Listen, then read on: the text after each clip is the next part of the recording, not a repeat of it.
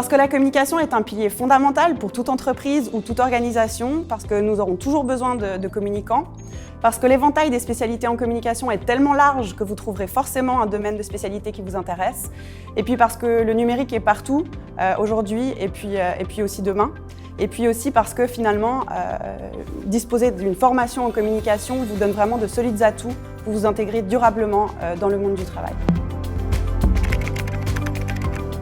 Chargé de communication pour une entreprise ou une organisation, attaché de presse, community manager, spécialiste en communication digitale, gestionnaire des relations médias, créateur de contenu au sein de différents médias ou alors un poste dans une agence de communication.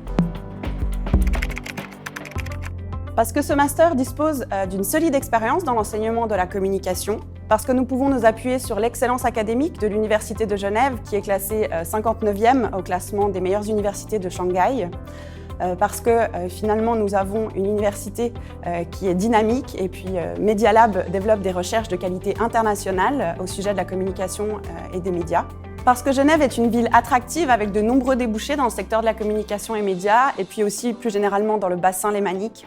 Parce que Genève, finalement, est bien placée au niveau des médias influents, comme la RTS ou la Tribune de Genève avec lesquels elle collabore. Les universités de Genève et de Neuchâtel se sont associées pour proposer un master commun en journalisme et communication qui propose 2 orientations. L'Université de Genève propose l'orientation médias et communication digitale, tandis que l'Université de Neuchâtel propose l'orientation en journalisme. Alors, à Genève, on propose un large éventail de cours théoriques, mais aussi pratiques. Les premiers cours donnent une solide maîtrise des fondamentaux en communication et médias.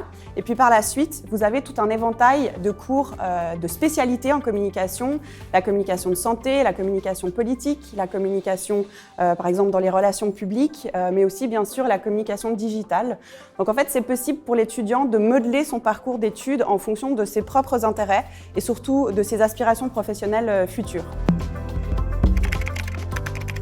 Paul Václavic disait « On ne peut pas ne pas communiquer ». Même en ne disant ou en ne faisant rien, on est déjà en train d'envoyer un message.